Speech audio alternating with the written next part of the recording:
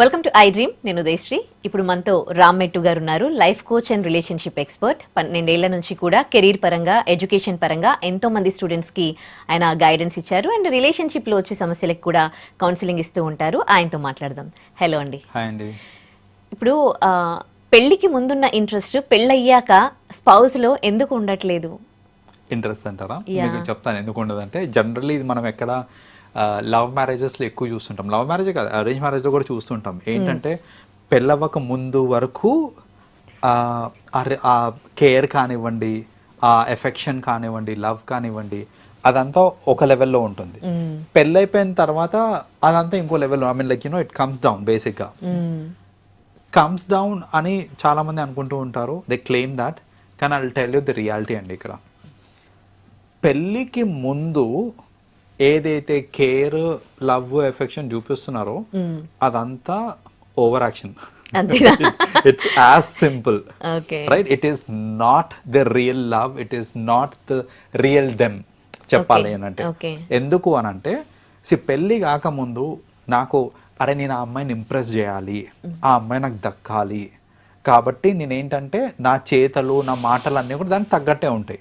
ఆ అమ్మాయి ఏదో తప్పు చేసింది అనుకో, ఎమ్మటే అరిచేయను నేను. అరిస్తే మళ్ళా ఎక్కడన్నా వదిలేసి వెళ్ళిపోతుంది అని ఒక భయంతో నేను ఏంటంటే అరవను. రోజీ వర్డ్స్ చెప్తూ ఉంటాను. టైం ఎలకేషన్ దగ్గరకు వచ్చేసరికి కూడా ఇప్పుడు జనరల్గా ఏంటంటే, before I get in to a relation are before I have a girl in my life, friends తోటి ఎక్కువ ఉంటాను నేను. But once I have a girl in my life, నేను ఏంటంటే ఈ అమ్మాయికి ప్రయారిటీ ఇవ్వటము, ఫ్రెండ్స్ని కలవకుండా టైం దొరికిన ప్రతిసారి ఈ అమ్మాయిని కలవటము. ఎందుకనంటే ఆ అమ్మాయి should feel that okay, I'm giving my 100% అనేసి. సో ఇదంతా ఏంటంటే ఒక పర్సన్ ఇంప్రెస్ చేయడానికి. Same goes with women also. Like some కేసెస్లో ఏంటంటే విమెన్ కూడా, and most men do this, but women also some times do this. ఏంటంటే పెళ్ళికి ముందు ఆ ఇంప్రెస్ చేయాలి అనేసి ఇలాంటివన్నీ చేస్తూ ఉంటారు అనమాట. తక్కువ పర్సంటేజ్ వైజ్ కొంచెం తక్కువ చెప్పాలంటే. బట్ వన్స్ పెళ్ళి అయిపోయినాక, పెళ్లి కాకముందు ఇవన్నీ చేసేసరికి ఏంటంటే విమెన్ ద బ్లోటప్ అనమాట. అమ్మ నన్ను ఎంత ఇష్టపడుతున్నాడు, నేనంటే ప్రాణము, నేను లేకపోతే ఉండలేడు, ఈ థాట్స్ అన్నీ క్రియేట్ అయిపోయి ఒక ఇంప్రెషన్ క్రియేట్ అయిపోయి, నేను వీడిని పెళ్లి చేసుకుంటే నా లైఫ్ లాంగ్ ఇట్లనే ఉంటాడు, నాతోటి ఇట్లనే ఉంటుంది, every day will be the same, so I'll be the happiest and luckiest అనేసి ఇవన్నీ అనుకొని పెళ్లి చేసేసుకుంటారా. పెళ్ళైన తర్వాత the ground reality comes out. Now I don't have to impress any further. Rosy మాటలు చెప్పి అవన్నీ అవసరం లేదు నాకు ఇక్కడ, రైట్? సో వన్ థింగ్ ఎందుకు తగ్గిపోయింది అని అనుకునేదానికి ఫస్ట్ రీజన్ ఏంటిది అని అంటే, they will come to the reality. ఇంతకు ముందు ఉన్నదంతా ఇట్స్ అన్ చెప్పాలంటే ఇట్స్ వర్చువల్ వరల్డ్. చెప్పాలంటే ఆ వర్చువల్ వరల్డ్ నుంచి బయటికి రాగానే మనకి ఈ టైం ఎలకేషన్ తగ్గిపోవడము, మన మీద ప్రయారిటీ తగ్గిపోవడం, ఇవన్నీ ఏవైతే ఉంటాయో అవన్నీ చూసాక లవ్ తగ్గిపోయిందేమో అని మీరు అనుకుంటున్నారు, కానీ అది లవ్ తగ్గిపోవడం కాదు. This is the reality. So first thing they have to understand is that. Second, responsibility పెరుగుతుంది. పెళ్ళైనాక ఏంటంటే రెస్పాన్సిబిలిటీస్ పెరిగిపోతాయి.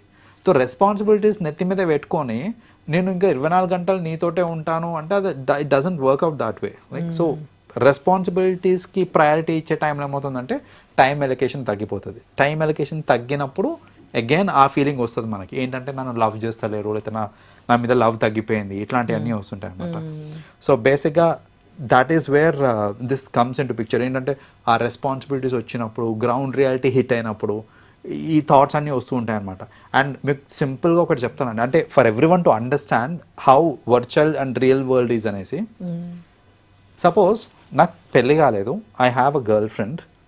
నేను డైలీ ఆఫీస్కి వెళ్ళేటప్పుడు కానివ్వండి, ఎక్కడికైనా వెళ్ళేటప్పుడు, కార్లో అట్లా వెళ్ళేటప్పుడు జనరల్గా బాయ్ ఫ్రెండ్స్ ఏం చేస్తారు అని అంటే, they call the girl friend, ఫోన్లో ముచ్చట పెట్టుకుంటూ పోతూ ఉంటారు. ఫోన్లో ఏమన్నా డిఫరెంట్గా ఆడ్గా అనిపించింది ఎక్కడ అంటే, నో ఇట్ ఈస్ కామన్ కదా అనిపిస్తుంది.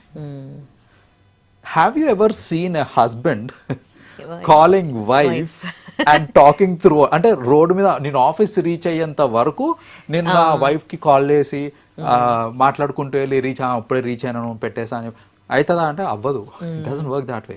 No husband does that.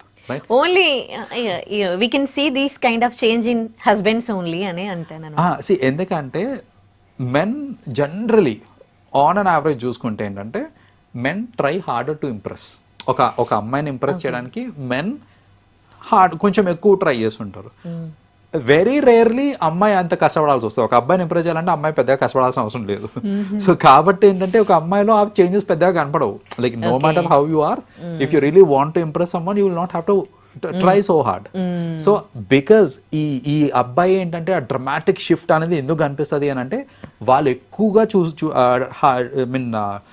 Try చేయాలి కాబట్టి ఇన్ ద ప్రాసెస్ వాళ్ళు ఇది మరీ అతి చూపిస్తూ ఉంటారు అనమాట. అతి ప్రేమ చూపించడము, అతిగా టైం ఇవ్వటము, ఇవన్నీ చేస్తూ ఉంటారు.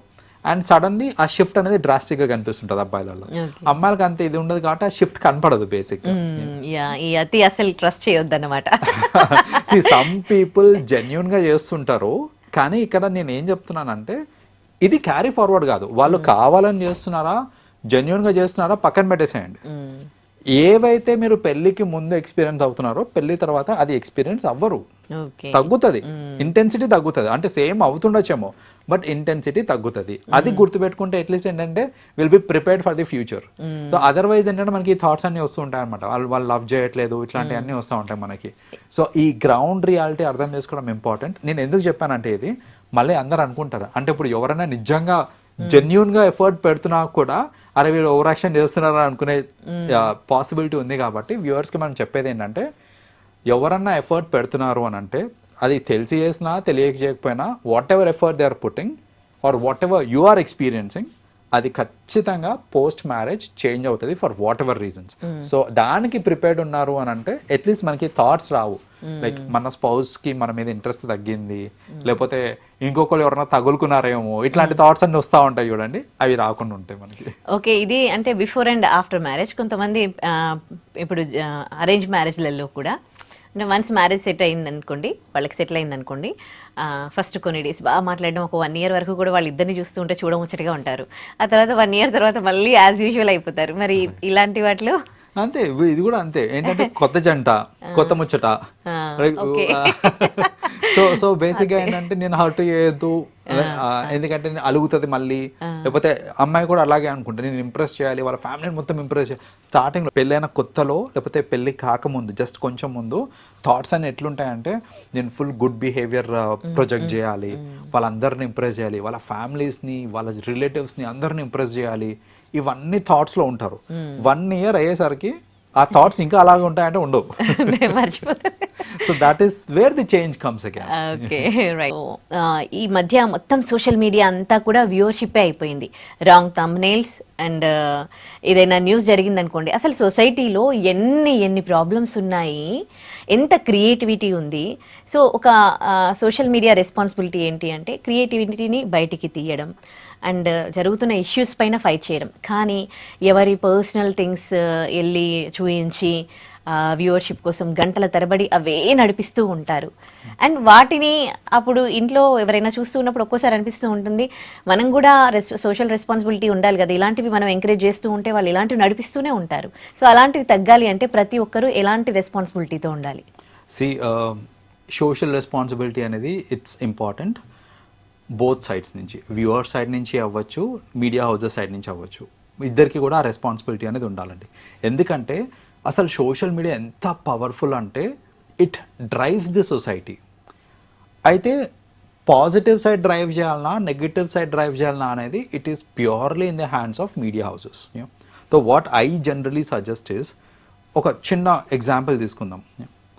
ఇప్పుడు మనము న్యూస్ పేపర్స్ ఓపెన్ చేసాం అనుకోండి, లైక్ విల్సే ప్రింట్ మీడియాలో న్యూస్ పేపర్స్ ఓపెన్ చేస్తే డైలీ నేను ఇట్లా న్యూస్ పేపర్ ఫస్ట్ పేజ్ చూస్తే కనుక ఏదో ఒక డిజాస్టర్ గురించే ఉంటుంది. అంటే పొద్దున్న లేవగానే ఒక ఫ్రెష్ మైండ్తో లేవగానే నేను చూసేది ఏంటంటే అది ఒక డిజాస్టర్ ఉంటుంది. సో ఎక్కడో ఇంత రాబరీ అయింది అనేసి, లేకపోతే ఇంత ఒక పెద్ద యాక్సిడెంట్లో ఒక బస్సు కాలిపోయింది, ఇంతమంది చనిపోయినారు. హెడ్లైన్స్లో first thing that I get to see is that negative thing. ఆ నెగటివ్ థింగ్ చూసినప్పటి నుంచి ఏంటంటే మన ఆ నెగిటివిటీ అనేది it gets in to our head, right? So throughout the day ఆ నెగిటివ్ వైబ్స్ అవన్నీ అట్లే నడుస్తూ ఉంటాయి మనకి. సోషల్ మీడియా ఓపెన్ చేసిన దగ్గర నుంచి ఇంక అవే కనిపిస్తూ ఉంటాయి, ఎవరినో చంపేశారనేసి, ఎవరినో రేప్ చేశారనేసి, ఇవన్నీ ఇంకా వీటి మీదనే వస్తూ ఉంటాయి ఏదన్నా సరే. సో బేసిక్గా ఏంటంటే దట్ ఈస్ డిమోటివేటింగ్ పీపుల్ చెప్పాలంటే. అండ్ మంచి న్యూస్ ఏదైనా వచ్చింది అనుకోండి, లైక్ సంథింగ్ వెరీ నైస్ ఏదైనా వచ్చింది అనుకోండి, it will not stay for long. ఇప్పుడు న్యూస్ పేపర్లో చూసుకుంటే అది ఎక్కడో లాస్ట్ పార్ట్ పేజ్లో ఇంత చిన్న కాలంలో ఉంటుంది ఏదైనా గుడ్ న్యూస్ వచ్చిందంటే. మనలు సక్సెస్ఫుల్గా ఒక రాకెట్ లాంచ్ చేశారు, లేకపోతే ఇట్లాంటిది ఏదైనా ఉందనుకోండి, we get to see that in probably somewhere at the bottom.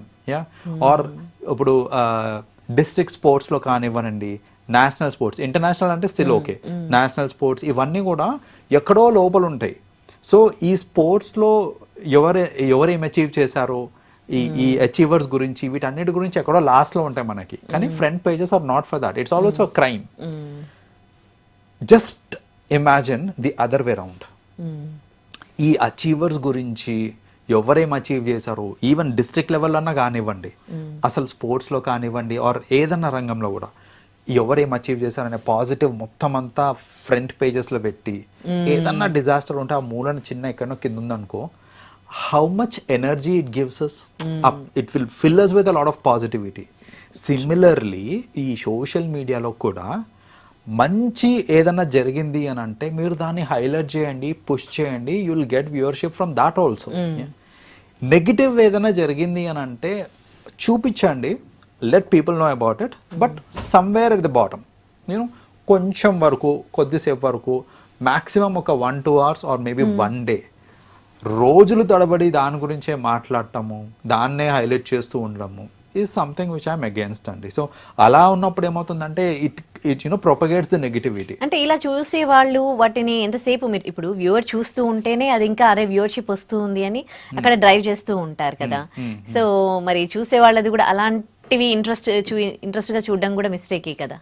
అలాంటివి ఇంట్రెస్ట్గా చూడడం కూడా అని అంటే ఇక్కడ ఏంటంటే కొందరు ఏంటంటే they push through a lot of SEOs వాటితో పుష్ చేస్తూ ఉంటారు. నేను రీల్స్ చూసేటప్పుడు ఇట్లా నెక్స్ట్ టైం రీల్ వస్తుంది నాకు తెలియదు, right, I keep pushing it. Obviously నా ప్రయారిటీస్కి సంబంధించి వస్తూ ఉంటుంది, but sometimes even if it is not my priority నాకు ఆ వీడియో వస్తుంది and I get to see that, right. So ఎందుకు వస్తుంది అది నా ఫీడ్లో అంటే బికాజ్ అది వాళ్ళు పుష్ చేస్తుంటారు, SEO చేస్తుంటారు, ఏదో చేస్తుంటారు వాళ్ళు.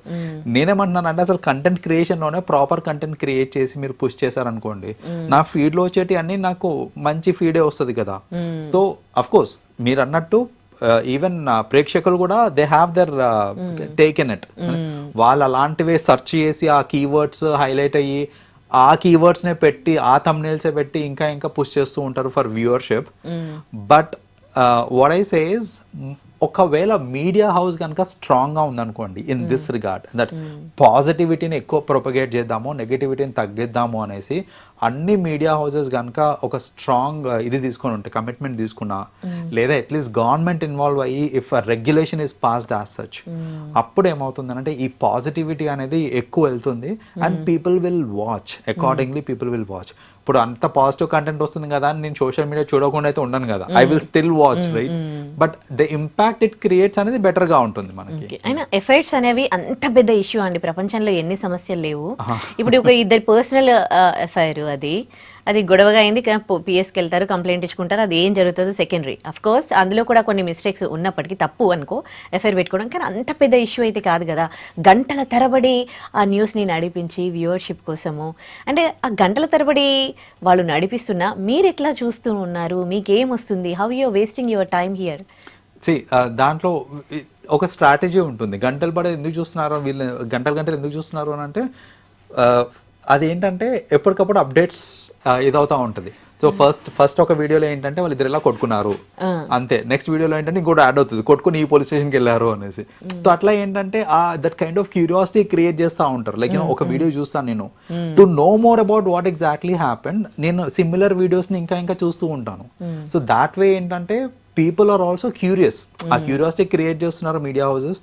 పీపుల్కి కూడా ఆ క్యూరియాసిటీ వల్ల ఏంటంటే ఆ గంటల తరబడి ఇంకా ఏమైనా అప్డేట్ వస్తుందా, దాని గురించి ఇంకేమైనా తెలిసిందా, ఏంటి లేటెస్ట్ అప్డేట్ అనే ఒక థాట్ లో వాళ్ళు కూడా మరీ చూస్తూ ఉంటారు. అవును, క్యూరియాసిటీ వాళ్ళు క్రియేట్ చేస్తే మీరు ఎందుకు అంత క్యూరియస్ అయిపోతున్నారు అంటే ఏది చూడాలో ఏది చూడొద్దు అనేది అది హ్యూమన్ కంట్రోల్లో ఉండాలి, we understand. But at the end of the day we are all humans. And మన సొసైటీలో మనకి ఏంటంటే పక్కన వాళ్ళ మీద ఇంట్రెస్ట్ బాగా ఎక్కువ. కరెక్ట్. రైట్, మన మీద కంటే పక్కన వాళ్ళ మీద చాలా ఇంట్రెస్ట్ ఎక్కువ. సో ఆబ్వియస్లీ పక్కనోడు జీవితంలో ఏం జరుగుతుంది అనేది we are always interested and curious. We keep peeping into others lives కదా. సో దాట్ వే ఏంటంటే ఈ సోషల్ మీడియాలో ఎవరో లైఫ్ గురించి నాకు సంబంధం కూడా లేదు, కానీ ఐఎమ్ క్యూరియస్ టు నో ఏంటి అనేది. సో బికాస్ మనం చిన్నప్పటి నుంచి బ్రాటప్ అయిన సొసైటీలో ఆ క్యూరియాసిటీ అనేది పక్కన వాళ్ళ మీదే ఎక్కువ ఉండే. ట్రస్ట్ మీ, ఆ క్యూరియాసిటీ కనుక మనము if we turn it towards ourselves, our own progress, our own life, you will have a very beautiful life అండి. కానీ జనాలు కూడా అంటే జనరలీ అలా అలవాటు అయిపోయి ఏంటంటే పక్కన వాళ్ళ మీద ఎక్కువ క్యూరియస్ ఉండి వాళ్ళ మీద ఎక్కువ ఇంట్రెస్ట్ పెట్టడం అనేది అలవాటు అయిపోయింది మనకి. కరెక్ట్, బాగా చెప్పారు. రైట్, థ్యాంక్ యూ అండి. Yeah, you welcome. And for more videos, Please subscribe to iDream. Please subscribe to iDream. Please subscribe iDream. And please subscribe to iDream. For more videos, subscribe to iDream. please like, share and subscribe to the channel. Congratulations, iDream. Subscribe to iDream. Subscribe to iDream. So subscribe to iDream Media. iDream ki iDream team అందరికి huge congratulations. Please subscribe iDream Media. Please subscribe to iDream. Subscribe iDream. Please subscribe to iDream. iDream అంటే నా కళల channel subscribe చేసుకున్న నోరు తిరుగుతలేదు, మీరైతే గంట గుర్తు కొట్టండి. For more such videos, please subscribe to iDream. Subscribe to iDream. Please subscribe to iDream. Please subscribe iDream Media. Please do subscribe to iDream. Please subscribe to iDream Media. For best entertainment and information, please subscribe iDream. And don't forget to subscribe to iDream.